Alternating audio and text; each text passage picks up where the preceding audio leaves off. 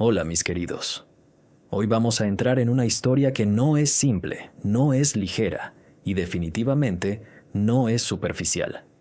Hay emociones que no se dicen, hay noches que no se cuentan y hay silencios que pesan más que 1000 palabras. A veces lo que parece calma por fuera es un verdadero huracán por dentro, y hoy vamos a abrir esa puerta que muchos prefieren mantener cerrada. Respiren profundo, porque lo que viene no es solo curiosidad, es intensidad pura. Hay lágrimas que nadie vio, decisiones que se tomaron en la oscuridad y pensamientos que no se atrevieron a salir a la luz. Cuando una persona intenta olvidar, muchas veces es cuando más recuerda, y cuando intenta mostrarse fuerte, es cuando más se está rompiendo por dentro. ¿Qué le ocurrió a tu ex esta noche? Lo que se ve es una noche extremadamente inquieta, una noche donde el silencio le pesaba más que cualquier ruido. No fue simplemente que se acostó tarde o que tuvo insomnio común. Fue una noche cargada de pensamientos repetitivos, de esos que giran en círculos y no dejan respirar. Se movía en la cama constantemente. Cambiaba de posición como si buscara una comodidad que no estaba en el colchón, sino en su mente. Hubo momentos en los que se levantó, caminó por la habitación, miró el teléfono sin realmente mirar nada, solo para distraerse unos segundos. Es una noche donde algo interno se rompió, donde se dio cuenta de que ciertas emociones que creía enterradas seguían vivas. No fue una noche cualquiera, fue una noche de confrontación consigo mismo. ¿Por qué no pudo dormir? Porque su mente estaba demasiado activa, como si hubiera abierto una caja de recuerdos que no sabía cerrar. No era preocupación por trabajo ni por problemas cotidianos, era algo emocional, algo personal. Cada vez que cerraba los ojos aparecían escenas, conversaciones antiguas, gestos, incluso detalles pequeños que normalmente uno olvida. Lo que no lo dejó dormir fue la sensación de haber perdido algo que en su momento no valoró lo suficiente. También había una lucha interna. Una parte suya quería dejar de pensar, pero otra insistía en revivir todo. Esa batalla mental es agotadora, y cuando la mente no descansa, el cuerpo tampoco encuentra paz. ¿Por qué empezó a llorar? Las lágrimas no llegaron de inmediato. Fueron acumulándose como agua detrás de una presa. Primero fue un nudo en la garganta, luego una presión en el pecho y finalmente una liberación que no pudo contener. No lloraba solo por tristeza, también por frustración. Hay una mezcla de arrepentimiento y orgullo herido que se siente muy fuerte. Lloró porque comprendió cosas que antes no quería aceptar. Lloró porque en el silencio de la noche nadie lo veía, nadie lo juzgaba, y ahí pudo permitirse ser vulnerable. Fue un llanto profundo, no escandaloso, más bien constante, de esos que parecen interminables. ¿Qué pensamiento lo hizo quebrarse emocionalmente? El pensamiento que lo desestabilizó fue la idea de que tal vez ya no hay vuelta atrás. No es únicamente extrañar, es sentir que el tiempo pasó y que ciertas oportunidades no regresan. En su mente apareció la imagen de lo que pudo haber sido si hubiese actuado diferente, si hubiese dicho ciertas palabras a tiempo, si hubiera escuchado más y reaccionado menos. Ese si hubiera pesa mucho. Es como mirar una puerta cerrada sabiendo que antes estuvo abierta y no entró. Esa realización le quitó la sensación de control y lo dejó frente a su propia responsabilidad emocional. ¿Qué recuerdo tuyo apareció en su mente? No fue un recuerdo dramático ni una discusión. Al contrario, fue algo sencillo. Una escena cotidiana, una risa, una conversación aparentemente sin importancia. Y justamente por eso, dolió más, porque se dio cuenta de que lo que más extraña no son los momentos intensos, sino los pequeños detalles que daban sensación de hogar. Recordó gestos tuyos, expresiones, incluso la manera en que reaccionabas ante cosas simples. Ese tipo de recuerdos son los que más desarman porque no tienen defensa, no se pueden justificar ni racionalizar. ¿Qué fue lo que más le dolió recordar? Lo que más le afectó fue recordar un momento en el que tuvo la oportunidad de actuar mejor y no lo hizo. Una situación donde pudo mostrar más cariño, más apoyo o simplemente más paciencia. No se trata de un error gigantesco, sino de pequeñas decisiones que, sumadas, cambiaron el rumbo. Le dolió reconocer que en ese instante pensó que habría más tiempo, que todo podía esperar. Cuando uno entiende que el tiempo no siempre da segundas oportunidades, el peso emocional es enorme. Ese recuerdo no es ruidoso, pero es persistente, como una espina que no se ve pero molesta constantemente. ¿Sintió culpa por algo del pasado? La culpa estuvo presente, pero no como un grito, sino como un murmullo constante en su interior. No es una culpa teatral, es más silenciosa y profunda. Se culpó por palabras dichas en momentos de enojo, por silencios cuando debía hablar y por actitudes que en su momento justificó, pero que ahora ve con otros ojos. No todo lo atribuye a sí mismo, pero sí reconoce que tuvo una parte importante en cómo se desarrollaron las cosas. Esa aceptación no lo destruye por completo, pero sí lo debilita emocionalmente, porque implica admitir que pudo haber sido diferente. ¿Se arrepintió de alguna decisión contigo? El arrepentimiento aparece claramente, sobre todo respecto a decisiones tomadas por impulso o por orgullo. Hay una sensación de debí pensarlo mejor. No es que quiera borrar todo el pasado, pero sí hay elecciones específicas que, si pudiera, cambiaría sin dudar. Se arrepiente más de lo que no hizo que de lo que hizo, de no haber mostrado suficiente interés en ciertos momentos, de no haber preguntado cuando debía, de no haber escuchado con atención. Ese tipo de arrepentimiento es más pesado porque no tiene solución directa, solo reflexión tardía. ¿Pensó en escribirte un mensaje? La idea cruzó su mente varias veces durante la noche, como una tentación constante. Tomó el teléfono, lo desbloqueó, abrió la conversación y luego lo volvió a dejar. No fue una sola vez, fueron varias. Lo que lo detuvo no fue falta de ganas, sino el miedo a no recibir respuesta o a recibir una respuesta fría. Esa incertidumbre pesa más que el silencio. Hay un impulso claro de comunicarse, pero también un freno fuerte provocado por el orgullo y por el temor a exponerse emocionalmente. Tuvo miedo de perderte definitivamente. El miedo estuvo presente de forma muy real, casi física. No es un miedo abstracto, es una sensación concreta en el pecho, como si algo se cerrara lentamente. La idea de que ya no haya espacio en tu vida para él lo inquieta profundamente. No se trata solo de perder a una persona, sino de perder el vínculo, la historia compartida y la posibilidad de corregir errores. Ese pensamiento lo hace sentirse pequeño, vulnerable, y le quita la seguridad que intenta mostrar hacia afuera. Es un miedo que no admite fácilmente, pero que lo acompaña en silencio. ¿Qué emoción dominaba su corazón en la madrugada? Lo que más se percibe es una mezcla intensa entre nostalgia y ansiedad. No era una sola emoción limpia, era un torbellino. Por momentos sentía tristeza profunda, como si algo le apretara el pecho, y al minuto siguiente aparecía una especie de nerviosismo que no sabía explicar.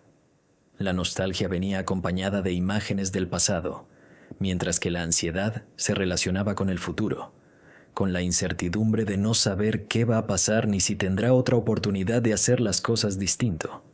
Esa combinación es agotadora, porque no te deja ni soltar lo que fue, ni avanzar hacia lo que viene. ¿Por qué se sintió tan solo? La soledad no venía por falta de gente alrededor, sino por una desconexión interna. Podría haber tenido el teléfono lleno de contactos y aún así sentirse aislado. Es una soledad emocional, la sensación de que nadie entiende realmente lo que está pasando por su cabeza. En ese momento, se dio cuenta de que muchas conversaciones que tiene a diario son superficiales y que cuando necesita desahogarse de verdad, no sabe a quién acudir. También aparece la percepción de que perdió a alguien que sí lo comprendía en ciertos niveles, y esa idea amplifica aún más el vacío. ¿Miró fotos o conversaciones antiguas? Hubo un impulso claro de revisar el pasado digital, aunque no necesariamente se quedó horas haciéndolo. Más bien fueron momentos breves pero intensos. Abrir una foto, cerrarla rápido, volver a abrirla minutos después. Es como tocar una herida para comprobar si sigue doliendo. Las conversaciones antiguas no las leyó completas, pero sí fragmentos, palabras sueltas que activaron recuerdos enteros. Ese tipo de acciones no traen paz, pero en la madrugada, la mente busca cualquier cosa que la conecte con lo que extraña. ¿Recordó una promesa que no cumplió? Sí aparece la sensación de una promesa pendiente, no necesariamente algo enorme, sino un compromiso emocional. Tal vez una frase dicha con ligereza en su momento, algo como «siempre voy a estar» o «esto no se va a romper». Con el tiempo, esas palabras regresan con peso, porque uno entiende que no siempre se tiene control de todo. Ese recuerdo no lo atormenta con culpa absoluta, pero sí con incomodidad, como una cuenta que quedó abierta y que sabe que no podrá saldar fácilmente. ¿Sintió celos imaginando tu vida actual? Los celos no fueron explosivos ni irracionales, pero sí aparecieron como pensamientos fugaces. Imaginó escenarios que no necesariamente son reales, más bien construcciones de su mente. No se trató de imaginar personas específicas, sino situaciones, risas, planes, momentos compartidos que antes eran suyos. Esa imaginación genera una incomodidad silenciosa, una punzada interna que no muestra hacia afuera, pero que lo inquieta. No es un celo agresivo, es más bien una mezcla entre inseguridad y sensación de haber perdido terreno. ¿Se sintió reemplazado? Esa idea cruzó su mente, aunque no la acepta del todo. Hay una resistencia interna a pensarse como alguien sustituible, pero al mismo tiempo surge la duda. Es una lucha entre su orgullo y su inseguridad. No lo dice en voz alta, pero en la noche, cuando nadie escucha, aparece la pregunta incómoda de si ya ocupan su lugar en recuerdos, en rutinas, en pensamientos. Esa sensación no es constante, va y viene, pero cuando aparece, lo desestabiliza bastante. ¿Qué fue lo primero que rompió en su casa? No se ve que haya sido algo de gran valor económico, sino un objeto cotidiano, algo que tenía cerca en ese momento. Precisamente por eso, el acto fue tan impulsivo. No eligió, no pensó, simplemente reaccionó. Lo que rompió no tenía un significado profundo por sí mismo, pero se convirtió en símbolo de su estado emocional. Fue un gesto rápido, casi automático, como si su cuerpo necesitara hacer ruido para liberar lo que su mente no podía expresar con palabras. ¿Por qué empezó a destruir cosas? La destrucción no nació de la maldad ni de un deseo consciente de hacer daño, sino de la impotencia. Cuando una persona siente que no puede controlar sus emociones ni cambiar lo que ya pasó, busca una salida física.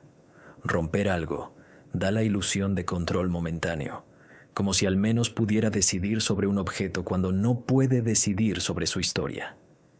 Es una descarga de energía acumulada, una forma torpe pero humana de intentar vaciar la presión interna. ¿Fue un impulso o un ataque de rabia acumulada? Fue una combinación de ambas cosas.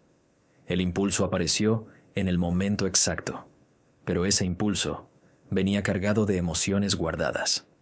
No es una reacción que surge de la nada. Es la consecuencia de días o semanas reprimiendo pensamientos. La rabia no estaba dirigida exclusivamente hacia otra persona, también estaba dirigida hacia sí mismo. Por eso el estallido tiene un tono más desesperado que agresivo, más caótico que calculado. ¿Se dio cuenta de lo que hacía mientras rompía objetos? Durante los primeros segundos actuó casi en automático, como si estuviera desconectado de la escena. Pero después, sí hubo conciencia. Hubo un momento en que miró lo que había hecho y sintió una mezcla extraña de alivio y vergüenza. Esa lucidez posterior es la que deja un sabor amargo, porque entiende que el objeto roto no solucionó nada. La adrenalina baja, el silencio vuelve, y con él llega la sensación de ¿para qué hice esto? Esa toma de conciencia no borra la emoción, pero sí la transforma en cansancio emocional. ¿Qué objeto tenía un significado emocional para él? Había un objeto pequeño, nada lujoso, algo que a simple vista cualquiera consideraría insignificante. Pero para él representaba un momento, una etapa, una sensación de estabilidad. No era necesariamente un regalo directo, sino algo que estaba asociado a recuerdos compartidos. Una taza, una prenda, un accesorio cotidiano. Lo miró varias veces durante la noche sin tocarlo, como si al observarlo pudiera viajar unos segundos al pasado.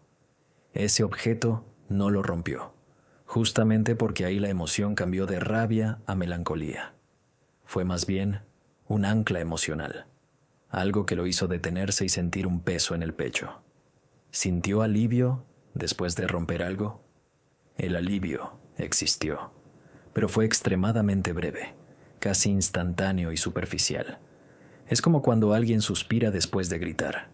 Por un segundo el cuerpo se relaja, pero la mente sigue igual. No fue una liberación profunda ni duradera. De hecho, el alivio se transformó rápidamente en una sensación de vacío. Es importante entender que no fue satisfacción, no hubo orgullo ni sensación de victoria.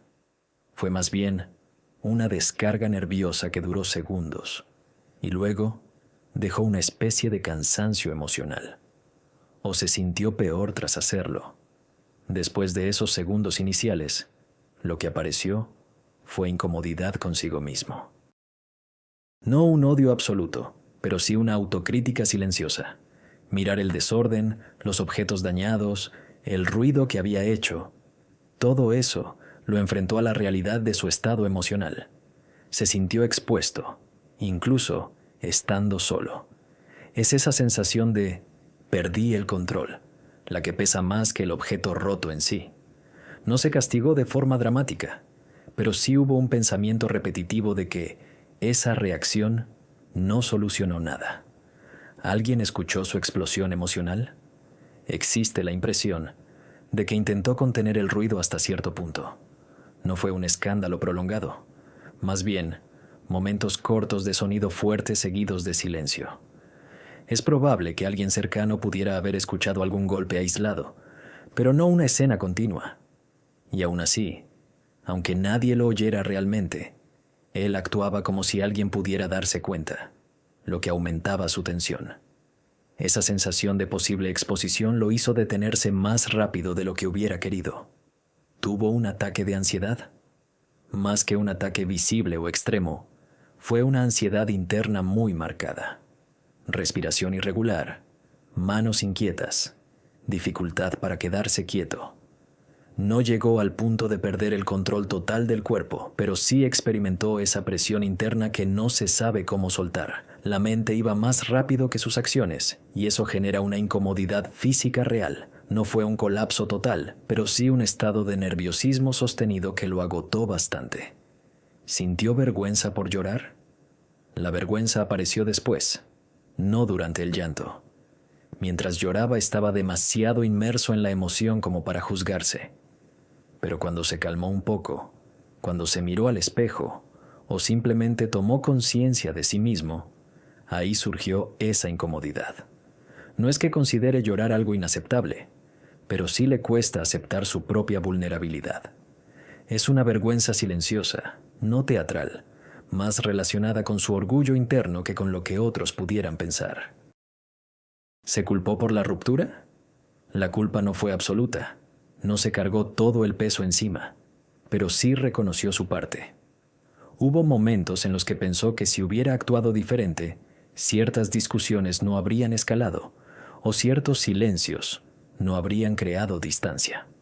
Sin embargo, también hay una parte de él que entiende que la responsabilidad fue compartida. Esa dualidad genera conflicto. Por un lado se acusa, por otro se justifica. Esa lucha interna es la que le impide encontrar una conclusión clara. ¿Pensó que todo fue su error? No llegó a esa conclusión tan radical. Su mente oscilaba entre pude hacerlo mejor. Y no todo dependía de mí. No se ve una autoacusación total, sino más bien un análisis confuso. En algunos momentos se siente responsable de detalles específicos, pero no del desenlace completo. Esa falta de certeza es precisamente lo que lo mantiene atrapado en el pensamiento, porque no logra cerrar la historia con una explicación definitiva. ¿Sintió orgullo herido? El orgullo aparece como una capa protectora que se resquebraja. No es un orgullo arrogante, sino una imagen interna que tenía de sí mismo, fuerte, seguro, indiferente. Al darse cuenta de que aún le afecta, esa imagen se rompe. Eso duele más que la tristeza en sí. El orgullo herido no se manifiesta con gritos, se manifiesta con silencio, con tensión en el cuerpo, con esa resistencia a aceptar que todavía hay sentimientos activos. ¿Quiso pedir perdón en ese momento?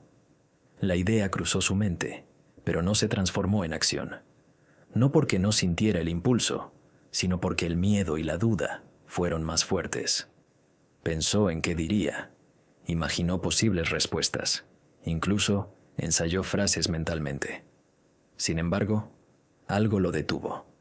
El temor a abrir una puerta que quizá ya está cerrada.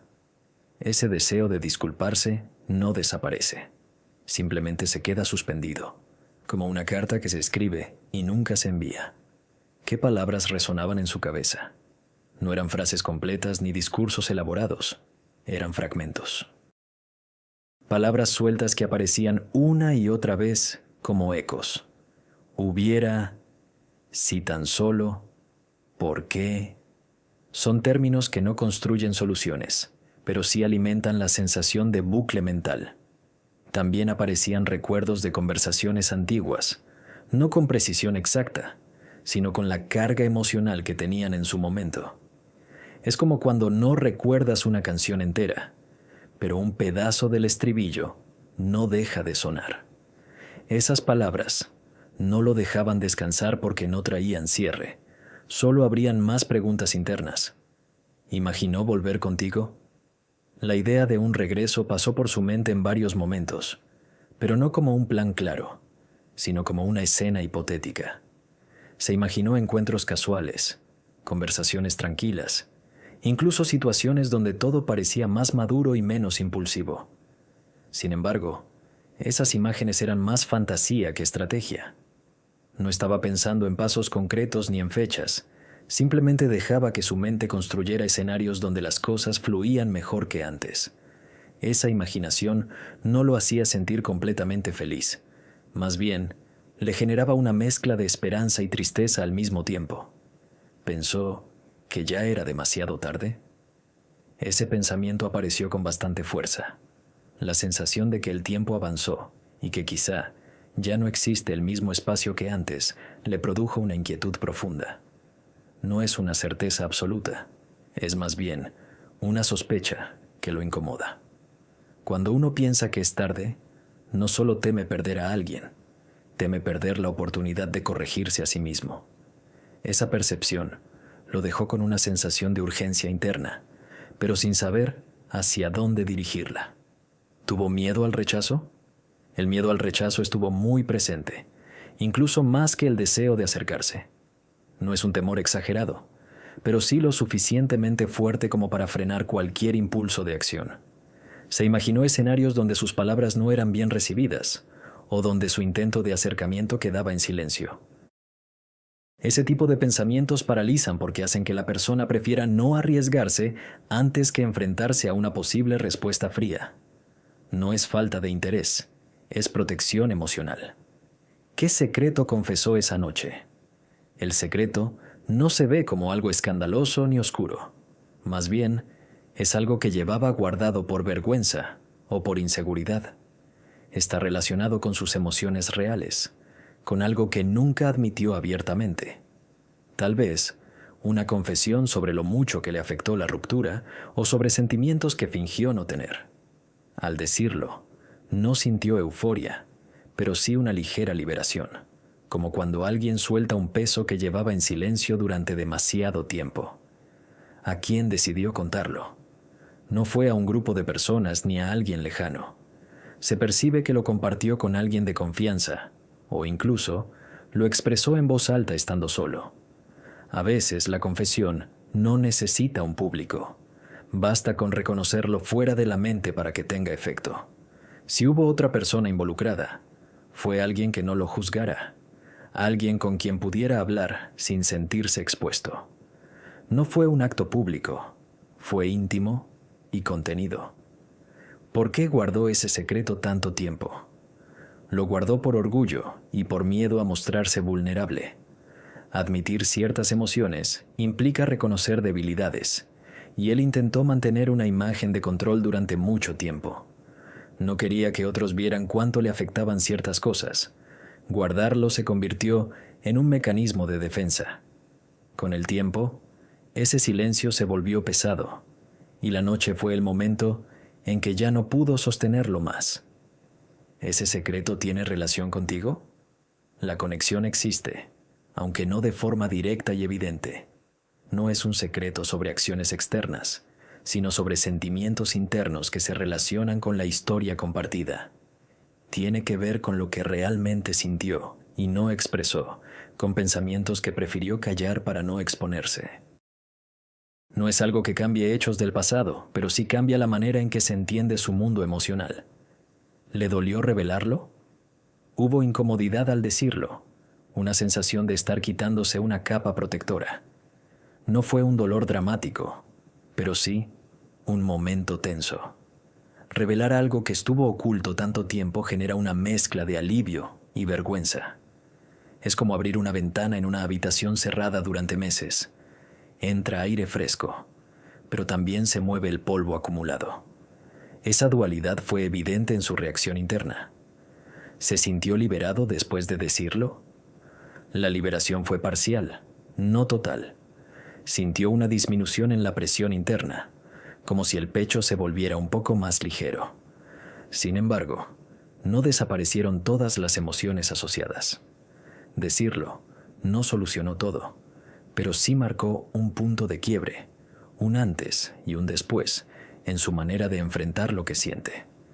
Es una liberación que no trae felicidad inmediata, pero sí una sensación de honestidad consigo mismo que antes no tenía. ¿Teme que ese secreto salga a la luz?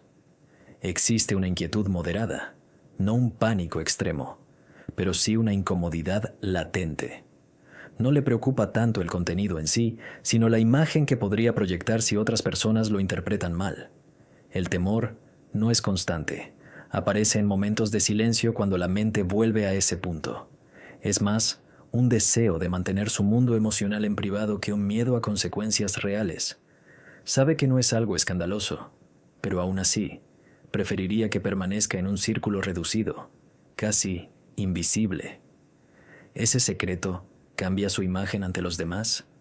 En su percepción interna, sí la modifica, aunque hacia afuera tal vez nadie lo notaría. Para él representa aceptar que no es tan imperturbable como intentaba mostrarse. No es un cambio negativo absoluto, pero sí rompe la máscara de seguridad que construyó durante tiempo. La diferencia es más psicológica que social. Él siente que se ve distinto en el espejo mental que tiene de sí mismo. Esa transformación no lo destruye, pero lo obliga a reconocerse con más honestidad. ¿Se siente incomprendido? La sensación de incomprensión aparece con frecuencia, sobre todo en la madrugada. No es que crea que nadie pueda entenderlo, sino que no sabe cómo explicarse sin parecer débil o contradictorio. Tiene la impresión de que si hablara abiertamente, simplificarían lo que siente o lo juzgarían sin profundidad. Esa percepción lo lleva a guardar muchas cosas para sí mismo, creando una especie de aislamiento emocional voluntario. No es soledad absoluta, es una barrera que él mismo levanta por precaución. ¿Se siente culpable por algo que ocultó? Hay una culpa ligera pero persistente, más relacionada con el silencio que con el contenido. No ocultó algo destructivo, pero sí sentimientos auténticos que pudieron haber cambiado dinámicas si se hubieran expresado a tiempo. Esa culpa no lo paraliza, pero regresa en forma de pensamientos repetitivos. Es como una nota pendiente que sabe que pudo tocar antes y no lo hizo. La carga no es insoportable, pero sí constante. ¿Todavía siente una conexión contigo? La conexión no desapareció por completo, se transformó. Ya no es la misma intensidad de antes, pero sigue existiendo como un hilo fino que se activa con recuerdos o estímulos pequeños. No es una dependencia ni una obsesión, es más bien una sensación de familiaridad emocional. Cuando piensa en ti, no siempre lo hace con dolor. A veces es simplemente reconocimiento de una etapa significativa que dejó marca. Esa conexión es intermitente, aparece y se desvanece, pero no está totalmente cortada. ¿Piensa en buscarte nuevamente? La idea surge en momentos específicos, sobre todo cuando la nostalgia se vuelve más fuerte que el orgullo. No lo visualiza como una acción inmediata, sino como una posibilidad lejana que analiza mentalmente. Imagina cómo sería iniciar una conversación, pero enseguida aparecen dudas que lo frenan. No es indiferencia, es vacilación. Hay un deseo latente, aunque todavía no se convierte en determinación clara. ¿Qué lo detiene para dar el paso? Lo frena principalmente el miedo a la respuesta y a la interpretación de sus intenciones. También influye el orgullo, esa voz interna que le dice que no debe mostrarse vulnerable primero. Además, existe la incertidumbre de no saber en qué momento de tu vida podría aparecer. No quiere irrumpir ni parecer inoportuno. Esa combinación de factores crea una pausa prolongada, una especie de espera indefinida donde piensa mucho y actúa poco. ¿Está luchando contra su orgullo? La lucha es evidente, constante y silenciosa. El orgullo funciona como un escudo que lo protege del rechazo, pero al mismo tiempo lo mantiene distante de lo que realmente siente. En ciertos momentos, el deseo de expresarse supera ese escudo, pero luego vuelve la necesidad de mantener la imagen de control. No es una batalla explosiva, es un desgaste interno que lo acompaña durante días. El orgullo no desaparece, pero se resquebraja en momentos de vulnerabilidad. ¿Siente que te perdió para siempre? La sensación aparece en oleadas, no como una certeza permanente. Hay instantes en los que lo acepta con resignación y otros en los que piensa que aún existe una mínima posibilidad. Esa oscilación lo mantiene emocionalmente inestable, porque no logra cerrar la puerta ni abrirla por completo. Es como quedarse en el umbral, mirando hacia ambos lados sin decidir avanzar ni retroceder. ¿Se siente emocionalmente inestable? No de forma continua, pero sí en picos intensos. Durante el día puede mostrarse funcional y tranquilo, pero en la noche o en momentos de silencio, esa estabilidad se debilita. No pierde totalmente el control, pero siente altibajos marcados, minutos de calma, seguidos de pensamientos inquietos. Esa inestabilidad no es visible para todos, es más interna que externa. Desde fuera puede parecer firme, pero por dentro atraviesa cambios emocionales rápidos que lo cansan más de lo que admite.